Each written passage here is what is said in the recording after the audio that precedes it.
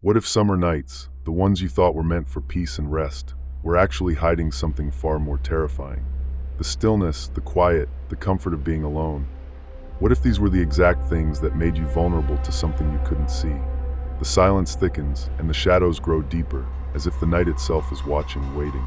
You tell yourself it's just your imagination, but deep down, you know something is wrong.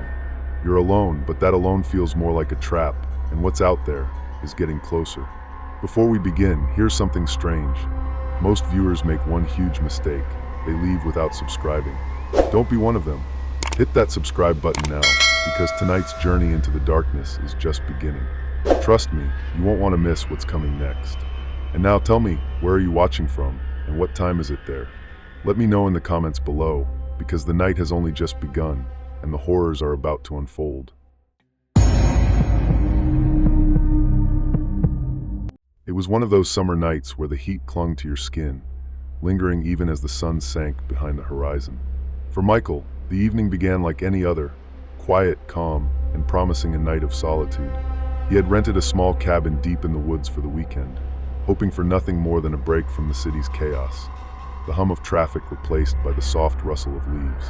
From the moment he stepped inside, the air felt unusually still, as though the world beyond the cabin walls had stopped altogether.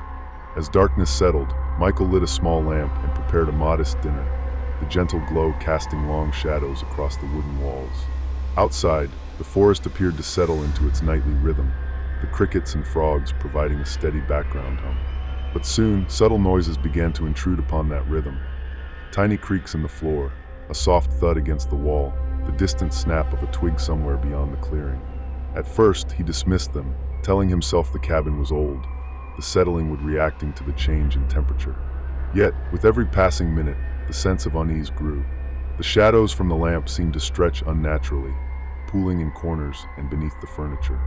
Occasionally, he caught movement from the corner of his eye, something fleeting, just a shadow shifting slightly as though it had a mind of its own. A chill ran down his spine, and Michael found himself glancing toward the windows more often, even though he was certain no one could have been outside. The forest beyond was dense and remote. He was alone, or so he thought. By the time the night had fully settled in, Michael realized that the quiet he had come seeking now felt oppressive, almost deliberate. The sounds that had once been easy to ignore now seemed deliberate, an attempt to draw his attention, to make him aware of something he could not yet see. He tried to focus on mundane things, the ticking of a clock, the hum of the refrigerator, but the feeling persisted. Something was in the cabin with him, and even if it could not be seen, its presence pressed down on him with an intensity that refused to be dismissed. Hours passed, and the night grew heavier. Michael sat in the small living area, trying to read, but each sentence on the page seemed to blur before his eyes. A faint scratching began at the base of the cabin door, slow and deliberate, as though whatever was out there was testing the threshold, probing for weakness. He froze, listening, holding his breath, hoping the sound would fade. But it did not. Instead, the scratching moved, shifting rhythmically from one side of the door to the other, as if circling, studying him in silence. The shadows in the corners continued to shift, almost imperceptibly. He could swear the faint outline of a figure had appeared briefly near the window, gone the moment he focused his gaze. Objects in the cabin seemed to change subtly, as though they had been moved while he was not looking. A chair slightly closer to the wall than before, a book askew on the table, a glass not exactly where he had left it. His nerves tightened, and the sensation of being watched intensified. Then came the soft whisper, almost inaudible at first, carried through the walls like wind rustling dry leaves. It was not a voice he could understand, not words, only an exhale that seemed almost alive, a sound that wrapped around him and settled in his chest. Michael's heart began to race, and he moved closer to the lamp, gripping it like a shield. The forest outside had grown silent, the crickets stopped, the distant hoot of an owl abruptly cut off. The stillness was suffocating, broken only by the occasional whisper, the scratching, the movement just beyond vision. With every passing moment, the tension in the cabin grew unbearable. Michael tried to convince himself he was imagining things, that fear was twisting ordinary sights and sounds into threats. But then a shadow crossed the window, deliberate and solid, pausing there just long enough for him to see the outline of a figure standing motionless, staring inside. He gasped and stumbled back, the lamp swinging in his hand, casting dancing shadows across the walls. For the first time, he realized the threat was not in the forest. It had entered his space, silent, patient, and impossible to ignore. Panic clawed at him as Michael scrambled toward the cabin door, hoping to escape, but the lock refused to turn. He was trapped. The whispers grew louder, circling him like a cold wind, echoing off the walls in voices he could not comprehend. The shadow at the window shifted slightly, inching closer, its form now more defined. Tall, thin, impossibly still, and yet somehow moving without sound. It tilted its head, as if studying him, and Michael's stomach twisted with the certainty that whatever was outside the glass knew him, knew his fear. The lamp wavered in his grip, casting jagged light across the floorboards. Then, without warning, the whisper became a low, guttural rasp, coming not from the window, but from behind him. Michael spun, and the lamp swung wildly, illuminating a corner of the cabin that had been empty a moment before. A shadow there mirrored the one at the window, twisting unnaturally, defying the contours of the wall. He stumbled backward, tripping over the edge of the rug, and landed hard against the door. A sudden thud reverberated through the cabin, as if something massive had struck the walls, testing the barrier. The whispers converged, louder now, overlapping, forming a dissonant chorus that pressed against his eardrums. He clutched his head, his breath shallow, eyes darting frantically to every corner, every shadow, every glimpse of movement. It was not a single entity. He could feel it, a presence that filled the space, patient, deliberate, relentless. The figure at the window raised an arm slowly, impossibly, pointing directly at him. The air seemed to thicken, each breath a struggle. Michael backed further, the walls closing in, the cabin shrinking around him. And then silence. The whispers ceased, the shadows froze, and for a single heart-stopping moment, everything was still. He dared to look toward the window, hoping, praying, that the figure had vanished. It had not. Relief surged through Michael as he convinced himself it had all been a nightmare, the product of isolation and fear. He pressed himself against the door, eyes wide, lungs trembling, hoping dawn would come sooner than expected. The forest outside was quiet once more, moonlight filtering through the trees in soft streaks. Perhaps he was finally safe. Perhaps the figure had retreated into the darkness. Then the lamp flickered, dimming in uneven pulses, as if responding to some unseen rhythm. Michael's gaze fell on the window and froze. There was no longer a single figure outside. Instead, dozens of pale, shadowed faces pressed against the glass, their features indistinct but unmistakably human, staring directly at him. Their eyes reflected the lamplight in a way that made them seem alive, yet hollow, as if they had been waiting for him to notice. A sound came from behind the cabin, a slow, deliberate tapping, like footsteps pacing the perimeter. Michael's heart stopped entirely. He had been so focused on the window that he had forgotten the back of the cabin existed. The tapping grew louder, moving in time with his own frantic heartbeat. He realized then that the entire night had been a prelude, a warning that the darkness was not limited to one side of the cabin. It had been inside all along, shaping his fear, studying him. Desperation overwhelmed him. He ran to the door, yanking at the handle, finally forcing it open, and spilled into the warm summer night. The forest was still and silent, yet the sensation of being watched did not leave. He ran blindly through the undergrowth, branches tearing at his clothes, every step accompanied by the distant tapping that never ceased. Even as he reached the main road, the feeling persisted, lingering in his skin, following him home. That night, Michael learned something he could never unlearn. The night does not forget. The forest does not forgive. And the darkness that you thought existed only beyond your door might already be inside, waiting. Waiting for the moment when you believe you are alone. And then when you least expect it, it moves. It was late, past midnight, when Emma's car finally rattled to a stop on the edge of a quiet, unfamiliar road. The GPS had long since lost signal, leaving her navigating by the dim light of the dashboard and the faint glow of a lone street lamp in the distance. That's when she saw it, a motel, its sign flickering weakly, as though struggling to announce its presence to the world. The paint was peeling, the windows grimy, and the entire building exuded a sense of decay, as if it had been forgotten by both time and people. Yet, despite its condition, Emma felt a strange pull, a subtle insistence that she should stop here for the night. She parked, stepped out, and immediately noticed the stillness around her. No other cars were in the lot, no sound of life beyond the occasional whisper of wind. The air smelled faintly of mildew and dust, a combination that made her skin prickle. The front door was slightly ajar, swinging gently with the breeze, creaking on its hinges in a way that sounded almost like a groan. Emma hesitated, but reminded herself she had no other options. The road behind her was long and deserted, and fatigue gnawed at her limbs. Inside, the reception area was dimly lit by a single, flickering fluorescent bulb. Dust lay thick on the counter, and old flyers were scattered across the floor, fluttering slightly as though disturbed by invisible movement. There was a faint musty odor of decay, mixed with the lingering scent of something faintly metallic, like rust or blood. She approached the counter and found a key hanging on a hook, labeled Room 7, as if waiting for her. No one appeared to check her in, no receptionist, no voice, nothing but silence. As she turned to head down the narrow hallway, carpet faded and worn under her steps. The air felt heavier, more oppressive. The shadows stretched long and deep across the walls, and for a fleeting moment, Emma swore she saw a figure standing at the far end of the corridor, just out of focus. By the time she blinked, it was gone. Shaking off the unease, she reminded herself that abandoned places had strange echoes, shapes created by light and imagination. But deep down, she felt it, the unmistakable weight of being watched, the sense that the motel was not as empty as it seemed. By the time Emma reached her room, the unease had settled into a persistent tension, crawling along her spine with every step. The key turned smoothly, but the door creaked ominously as she entered. The room was modest, old-fashioned, with faded wallpaper and a threadbare rug. A musty scent hung in the air, and the single bulb above the bed flickered intermittently, casting dancing shadows across the corners.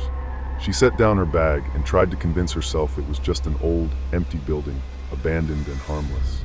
But then came the sounds. A faint tapping, like the tips of shoes dragging across the worn carpet outside her door, interrupted the stillness. She froze, listening.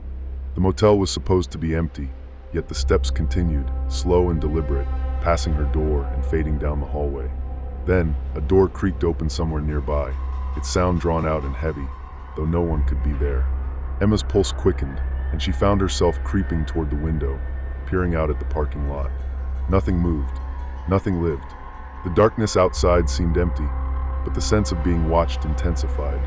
Moments later, the bulb flickered violently, plunging the room into shadow for a heartbeat before sputtering back to life. And that's when she saw it, a silhouette in the hallway, fleeting, almost imperceptible. A shape that was human, yet not human, watching her, pausing as though studying her fear. Emma's throat tightened, her hands trembling. The key still hung loosely in the door, but the notion of locking herself in no longer felt like protection. Every object in the room seemed to shift slightly when she wasn't looking. The blanket, the nightstand, the chair, small movements that suggested more than just old age or wear. The atmosphere thickened, pressing in from all sides. Even the air felt wrong, heavy with an almost tangible malevolence. Emma could hear whispers now, soft and indistinct, weaving through the walls, bouncing off the ceiling, impossible to locate but unmistakable in their presence. And then, as she backed toward the bed, a muffled thump came from the adjoining room, like something or someone had crossed the threshold. She clutched the blanket tightly around her, forcing herself to breathe, to tell herself it was just the wind, the building, old plumbing. But deep inside, she knew better. She was not alone. Emma's resolve faltered completely when she stepped cautiously into the hallway, driven by an urgent need to see what was there. The light flickered along the ceiling, illuminating patches of the worn carpet as she inched forward. And then she saw it, someone standing halfway down the hall, their back toward her. The figure did not move, did not shift, but the air around it seemed to darken, as if it absorbed the dim light from the bulb. Emma froze, every instinct screaming for her to run, yet her legs refused to obey. "Hello," she whispered, voice cracking. No reply came, only silence, heavy and unbroken. She stepped closer, heart hammering in her chest, and that's when the figure turned. There was no face, only darkness, a hollow void where features should have been, yet she felt its gaze pin her to the spot. The whispers escalated, swirling around her, incoherent and urgent, pressing into her mind with a force that made her head ache. Emma stumbled backward, tripping over the rug, and in that instant, she saw the history of the motel flash before her eyes. Images of previous occupants, faces twisted in fear, doors bolted from the inside, and the same flickering lights, moments where they had thought they were safe, only to vanish into nothing. And the figure stepped forward, gliding unnaturally, the hallway stretching as if alive, the walls breathing in rhythm with her fear. She tried to run, to retreat to her room, but every door along the hall slammed shut before her, trapping her in a corridor that seemed to expand endlessly. The whispers became screams, not human, not entirely alive, each one laced with accusation, hunger, and despair. The figure extended an impossibly long arm, reaching toward her, the darkness around it spreading, suffocating. The lamp bulbs overhead burst simultaneously, plunging her into blackness. Panic overwhelmed her. Every rational thought abandoned her. She felt herself drawn forward, toward the figure, toward the impossible emptiness that promised an end she could not imagine. When Emma awoke, she was lying on the cracked asphalt of the empty parking lot, moonlight stretching across the ground in weak silvery beams. The motel was silent, still, and from the outside, it appeared deserted, abandoned, uninhabited. She scrambled to her feet, heart racing, trembling, every instinct urging her to leave, to drive as far as possible from this place. The doors were locked, windows opaque with grime, and no sound reached her beyond the gentle rustle of leaves in the wind. Relief washed over her in small, cautious waves. She had escaped. She drove for hours back toward the town she had passed earlier, trying to convince herself it had been a hallucination, fatigue mixed with the oppressive heat of the night. The memory of the figure, the endless hallway, the whispers, they all seemed impossible now, distant, fading into the edges of her mind. Perhaps she had imagined it. Perhaps the motel had no secrets after all. Then she noticed something chilling in the rearview mirror, a dark shape sitting motionless in the back seat. Emma froze, eyes wide, her breath catching. She glanced in every mirror, but the back seat was empty. The streetlights flickered, and in their brief illumination, the reflection of a face appeared in the side window. Pale, hollow, staring, the same void she had seen in the hallway. The whispers returned, low and urgent, threading through the car with her. It was no longer confined to the motel. Whatever she had encountered had followed her, a shadow that refused to be left behind. Emma gripped the wheel, vision blurry, as the realization sank in. Some things do not remain trapped in abandoned buildings. Some horrors, once noticed, are endless. And for Emma, the night was far from over. It was a warm summer night, the kind of night that felt endless under the dense canopy of towering trees. Alex had set up camp in a clearing deep in the forest, far from the nearest road, far from the noise of civilization. The fire crackled softly, casting flickering shadows across the surrounding trees, and the faint chirping of insects mixed with the distant hoot of an owl created a soundtrack of natural tranquility. Alone, with only the rustle of leaves and the occasional gust of wind, Alex felt a rare and soothing isolation. The forest seemed alive, yet harmless, a place where one could vanish into the calm embrace of nature. Alex leaned back against a log, watching the flames dance, listening to the symphony of nighttime sounds, and allowed a sense of peace to settle over the shoulders like a warm blanket. This was what he had come for: solitude, freedom from the relentless pace of the city, a chance to feel connected to something vast, timeless, and serene. But beneath the surface of that serenity, a subtle tension began to creep in. The wind shifted slightly, carrying the scent of damp earth and pine needles, and Alex felt, for the first time, the unmistakable weight of being observed. He glanced around the clearing, scanning the darkened trees, yet all appeared still, silent, as though frozen in the moonlight. Every snap of a twig under his own feet now sounded louder, sharper, echoing in the stillness with an unsettling clarity. It was easy at first to dismiss these feelings, an overactive imagination, fatigue, perhaps even the natural eeriness of the forest at night. But when a shadow seemed to flit between the trees, too deliberate to be caused by the wind, Alex felt the first prickling of genuine fear. He told himself it was probably an animal, a deer, a raccoon, anything, but the way the shadows lingered at the edge of the firelight, the way the darkness seemed to stretch just beyond the reach of his sight, whispered a warning he could not ignore. Something was here, watching, and he was not entirely alone. The forest, once a haven of calm, began to shift in tone as the night deepened. Every movement of leaves, every distant crack of a branch, felt deliberate, intentional. Alex strained his ears, catching the softest whispers that seemed carried on the wind. Whispers that spoke no words he could understand, but carried an unmistakable weight, like someone, or something, was speaking just to him. Each sound made his pulse spike, every snap of a twig or rustle of leaves setting his nerves on edge. He tried to convince himself it was the forest's normal nocturnal orchestra, that there was nothing malevolent here, but the feeling persisted, gnawing at him. He noticed that the firelight now failed to reach the corners of the clearing as fully as it had before, as though the darkness was thickening, stretching closer, pressing in. Something moved, just on the edge of his vision, always vanishing when he turned to face it directly. Alex's unease grew as he realized the signs were undeniable. Footprints not his own appeared around the perimeter of the clearing, fresh impressions in the damp earth, partially hidden by the fallen leaves. Small branches were bent at odd angles, as if someone, or something, had pushed through the undergrowth to watch him. The whispers intensified, circling the clearing in rhythm with the shadows, and he felt an oppressive sensation in his chest, a tightening that made it difficult to breathe. He grabbed his flashlight, sweeping the beam through the trees, but the woods remained eerily empty. Yet, no matter where he looked, the feeling never left. Every movement of his own body seemed amplified, echoing unnaturally through the forest, announcing his presence. And then came the sound that made him freeze entirely, a low, deliberate footstep, heavier than any animal, breaking twigs and pressing into the soft earth. It came from just beyond the firelight, from where the shadows merged into an impenetrable darkness. Alex realized with a creeping horror that someone, or something, had entered the clearing. And it wasn't making a sound to announce itself. It was simply waiting, watching, just as he had been warned, just as he had suspected. The darkness around Alex seemed to breathe now, pressing closer with every heartbeat. He gripped the flashlight so tightly his knuckles whitened, shining the beam into the forest in wide, trembling arcs. The whispers surged into a chorus of hushed tones, circling him, weaving into his mind with a rhythm that made his thoughts scramble. Then, from the blackened treeline, a shape emerged. A figure, tall and impossibly still, stepped forward with deliberate slowness.